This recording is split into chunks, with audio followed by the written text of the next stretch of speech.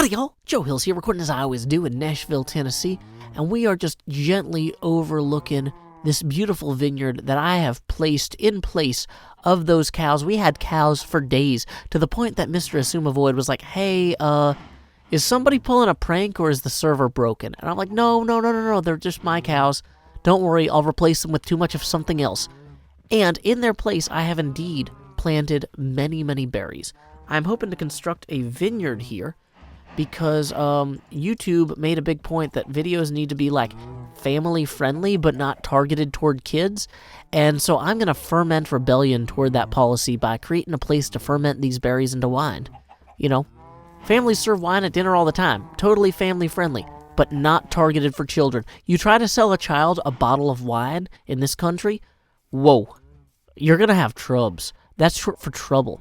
But you know what? That's not the only trouble that we need to talk about this episode. You know, Tennessee was just hit by a very severe storm. Nashville and Putnam County in particular. Putnam County, a lot of loss of life, a lot of devastation there. Same thing for Davidson County. And, you know, we all deal with that sort of stuff in our own ways. I am an entertainer, and I try to deal with things in an entertaining way. Whether that's necessarily the best way or not, that is my tool. When the only tool you have is being obnoxious and goofy, every problem looks like a Goofy movie how do we deal with this natural disaster? To be direct, the most direct way to immediately address this tragedy is to go to the description below and click on the link to the Community Foundation of Middle Tennessee's Emergency Response Fund. Y'all can donate there if you would like to give money to the folks who are helping rebuild and rehouse and things like that. Also, if you are in the Middle Tennessee area, Hands On Nashville is coordinating the on-the-ground volunteer efforts, and I hope that you will visit their website as well. I've also got a link to some photographs I took of some of the damage near 3rd and Jefferson Street the other day. The morning immediately following the tornado. If you're like, oh, I saw this on the news, but I don't know if it's real. I walked around it. It's real. I took pictures myself. Every picture that I linked in that Twitter is a picture that I took of something I visually saw. So this is a real thing. And we're gonna take it seriously, but at the same time, I'm an entertainer. And so I want to talk to you in an entertaining manner about some of my reflections on this, and I am endeavoring to do so in good taste. If you feel like I have failed at that, you have every right to believe that, because I'm not a perfect person. Realistically, though, I've had a few days to think about how I want to approach this, and I am going to genuinely try, and I apologize to anyone that I'm letting down. But one of the things I've been thinking about is how a lot of folks were already refreshing their emergency preparedness kits because of the threat of the coronavirus coming over from China and things like that. And so people who might not have necessarily had as much food or water on hand happened to. And while that's fortunate, we can all go ahead and set up an emergency preparedness kit at any time. And I'm going to focus this episode on encouraging folks to do that. Because when you think about what your community needs in the case of a natural disaster, you never know if you're going to get hit or your neighbor's going to get hit or somebody a mile down the road is going to get hit.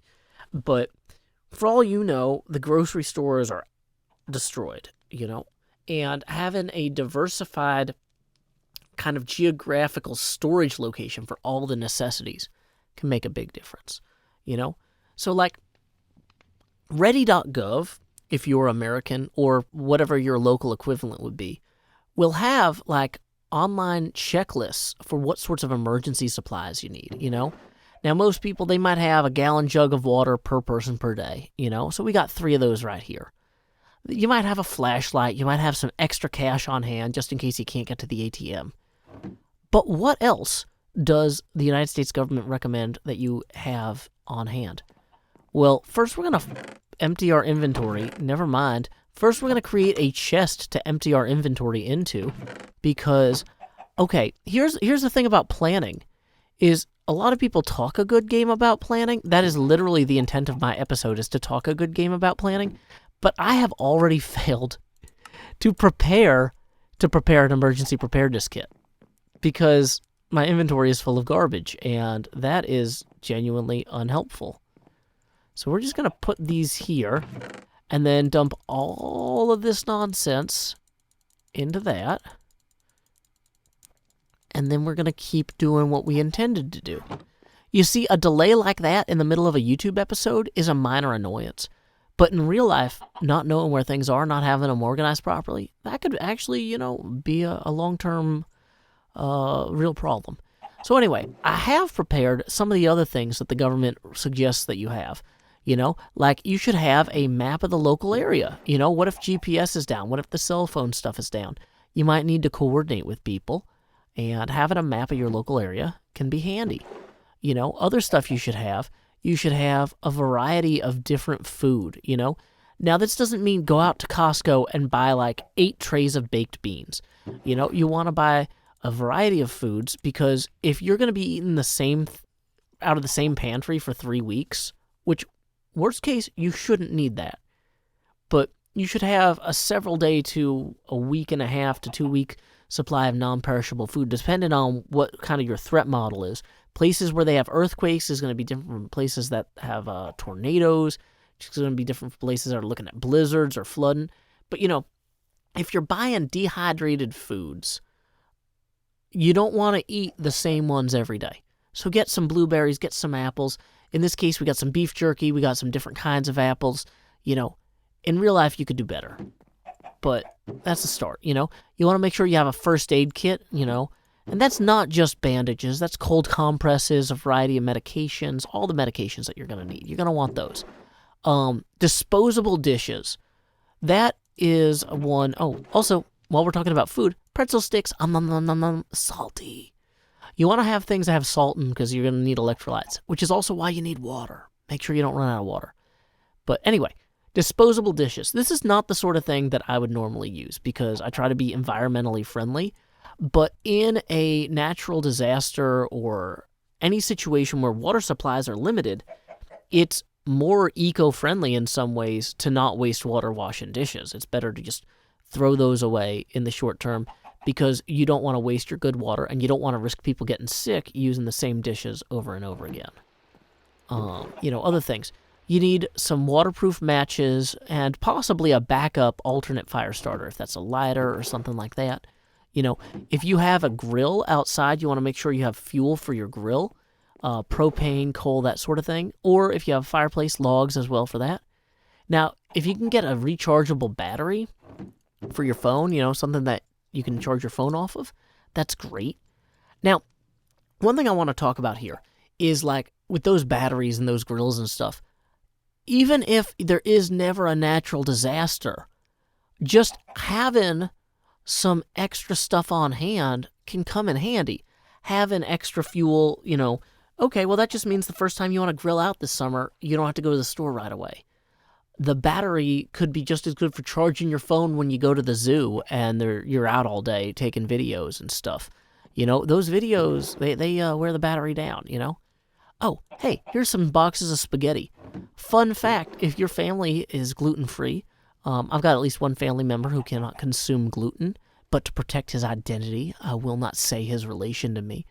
Although my daughter has not enjoyed trying all the variety of gluten-free foods we've been experimenting with the exception of, they have a rice-based mac and cheese we tried tonight, and that turned out really well.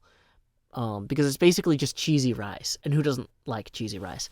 But anyway, you can get bean-based spaghetti and a bunch of other fancy stuff. Let's see.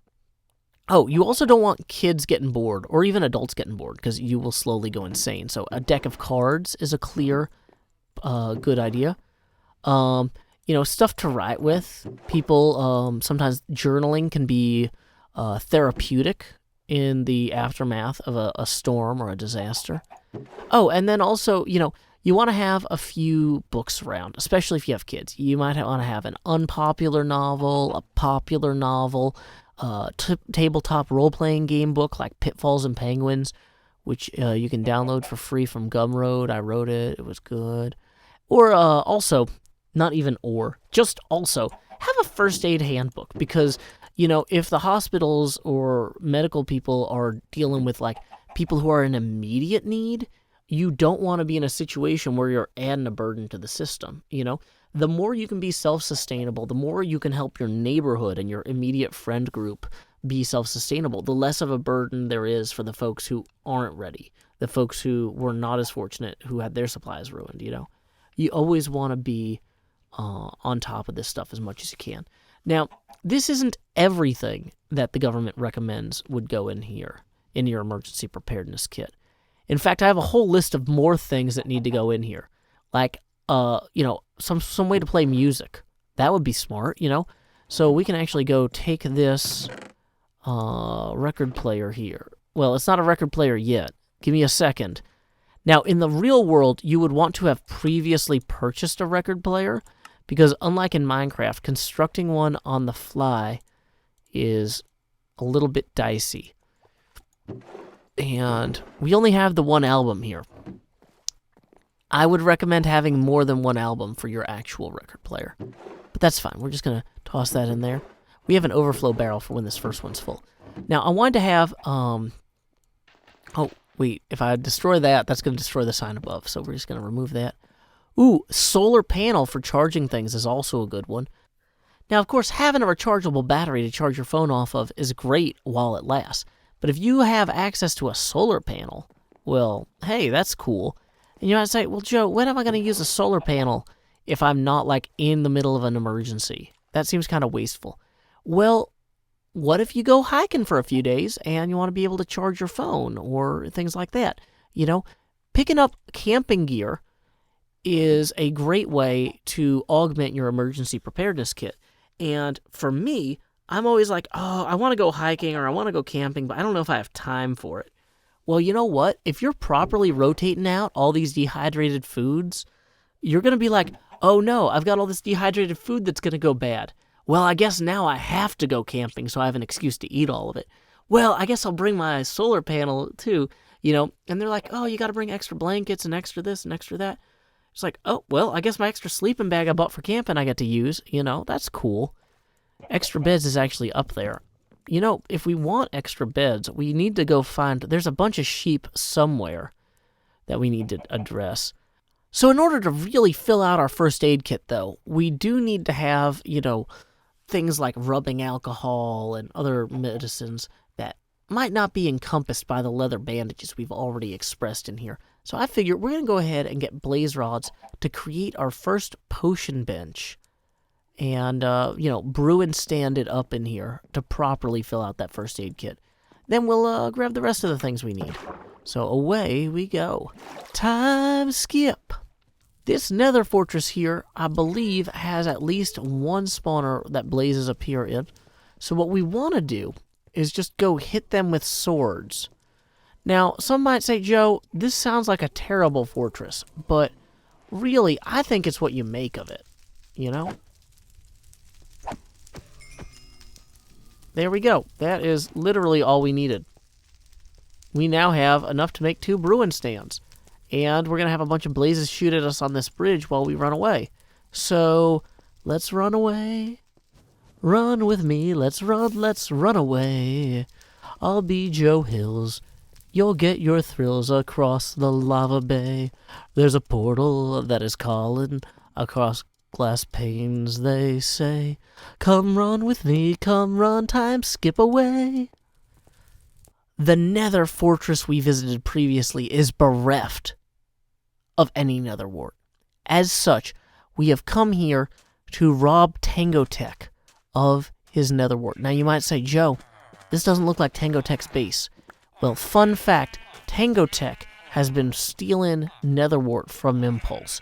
So in order to help Impulse out, we're going to take this for safekeeping before Tango Tech can do that.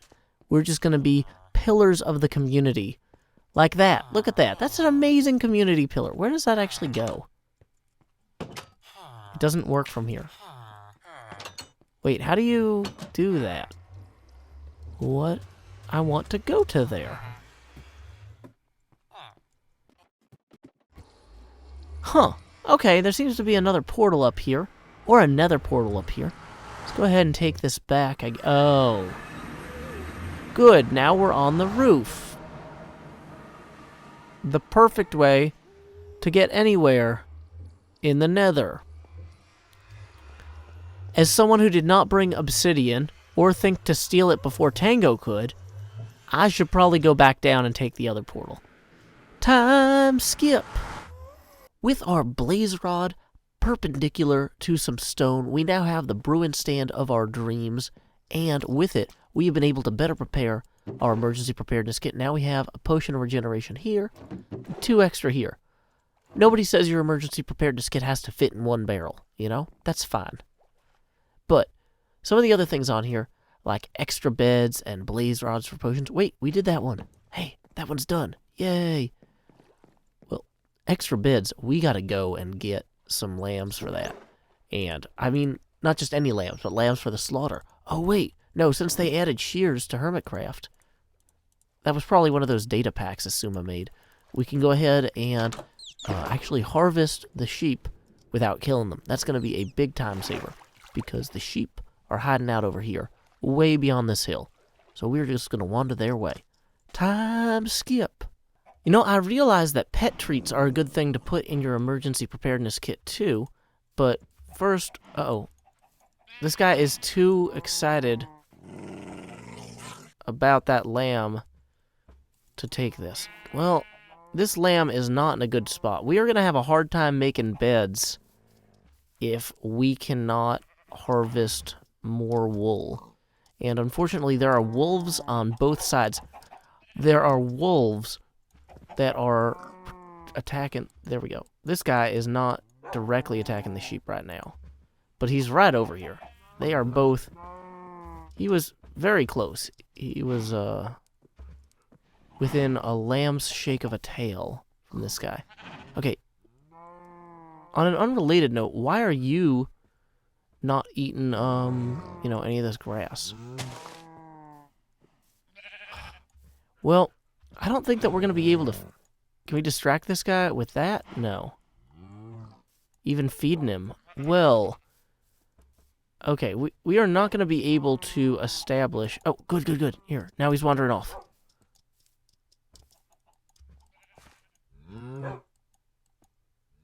It wasn't enough.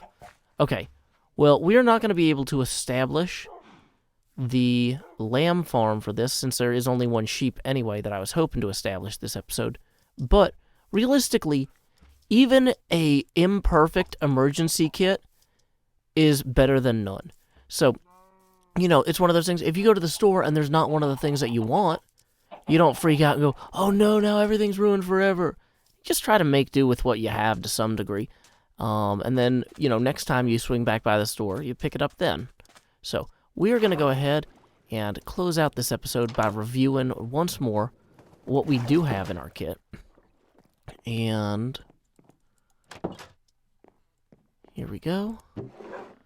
So we got 1 gallon jug of water per person per day, flashlight, extra cash, map of the local area, a bunch of different snacks, some of which are pet appropriate, bandages, disposable dishes, fire starter, waterproof matches, rechargeable battery, boxes of spaghetti, deck of cards, books for writing with, pretzel sticks, those are yummy snacks, more first aid kit stuff, entertainment, solar panel to charge your phone, more entertainment stuff. You don't want your kids to go insane. You need to have stuff for them to read. And a first aid handbook. So, it might not be perfect, but it's a great start. You may have noticed that this episode was mid-roll ad-free. That's thanks to $50 a month Patreon sponsor Kathleen Heath. In lieu of that mid-roll ad, I will now read a poem of my own devising. There's emoji for I, and emoji for us, but no emoji for condolences. We need to offer those less iconically, reaching out, not just facing away. We can't just skim people's past painful chapters. We need to be on the same page. Until next time, y'all, this is Joe Hills from Nashville, Tennessee.